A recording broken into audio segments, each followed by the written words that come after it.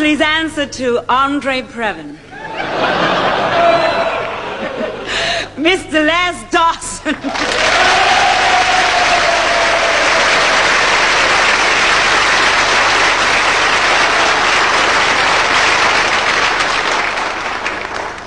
Thank you, Vera.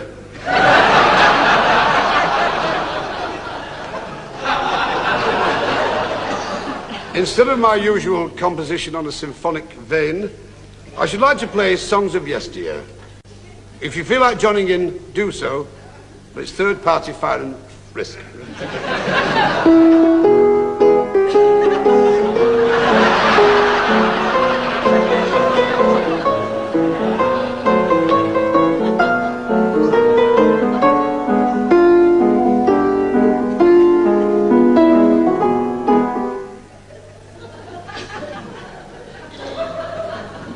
I told you to stay in the truck.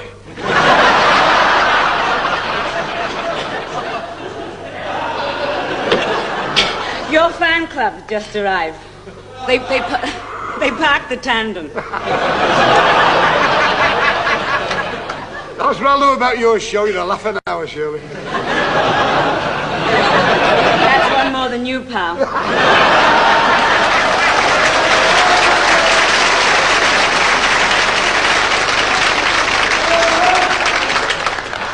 You know, if you play your cards right, I could get your job on Crossroads.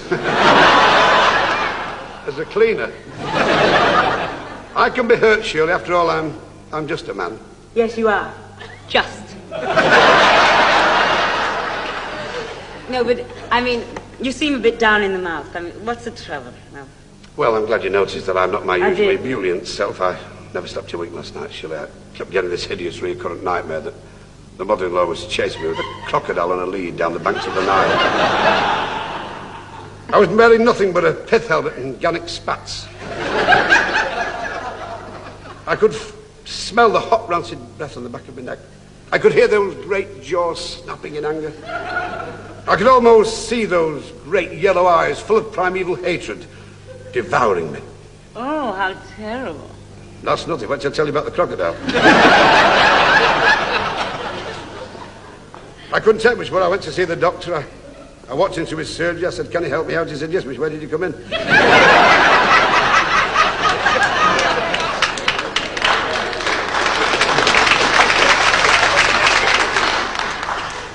I said, "What's good for wind?" He gave me a kite.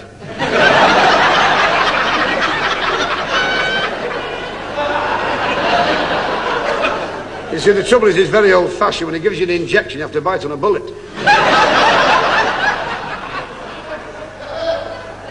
He's retiring shortly. He's run out of leeches.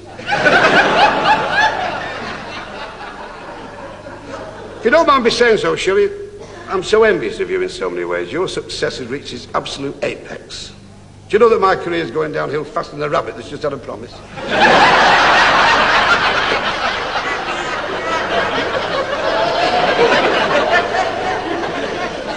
Nothing's gone right for me. I'm so unlucky. I bought some bananas last week when I peeled when they were empty.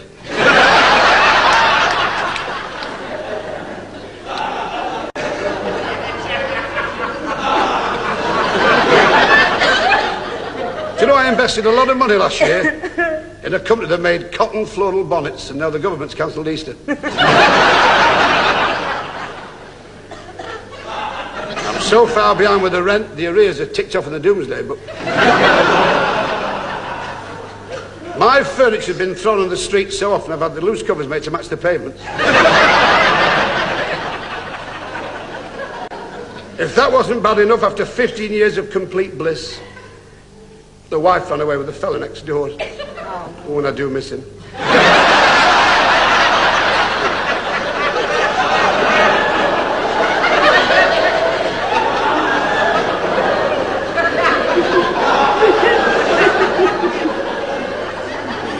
you know,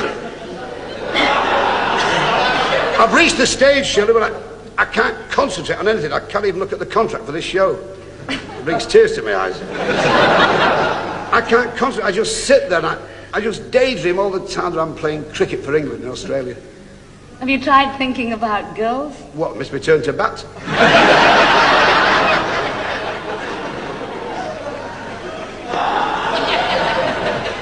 funny how you try to regain your grassroots.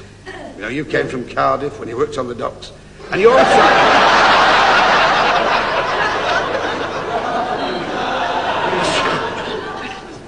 you tried to refine those vital years. Where did you go wrong? I went to see my parents the other week. It was the neighbourhood I used to play as a kid. Grimy warehouses, severing the skyline with dissipated profiles. Narrow, soot-bearded tenements gazing eyeless onto litter-pitted streets. Nuns going round in twos, mugging everybody.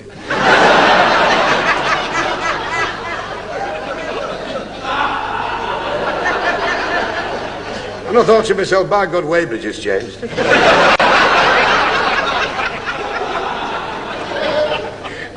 And through a vandalised glass-stained window of this ill-kempt chapel, I saw my father kneeling at the altar. Can you imagine my emotions? More mixed than old brand. And he looked so forlorn. He was just knelt there. He was recrumbing his begging bowl. He had his hand in the vicar's pocket. Right. I put my arm round. I put my arm round his shoulder, his thinning shoulders, and he looked at me and he took a swig from his hip flask. And I said, "Hello, Daddy." And he looked at me, his eyes just filled with tears. Emotion was choking him. This one decent suit, the only one he ever had without arrows. And when he spoke, he was like an echo from the past. I remembered so well that soft northern voice. He said, "Hello, son."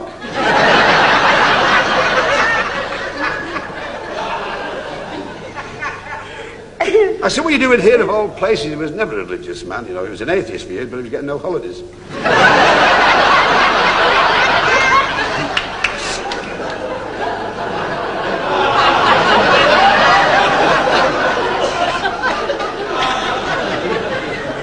I said,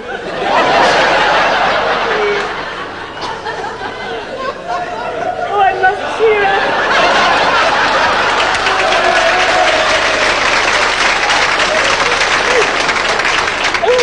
and I said to him, why are you knelt here? I said, "Where's Mummy?"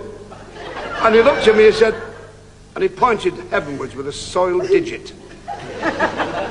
He said, "Your mother's up there." I said, "You mean that Mummy's passed over?" And he said, "No, she's on the roof knocking the lead off."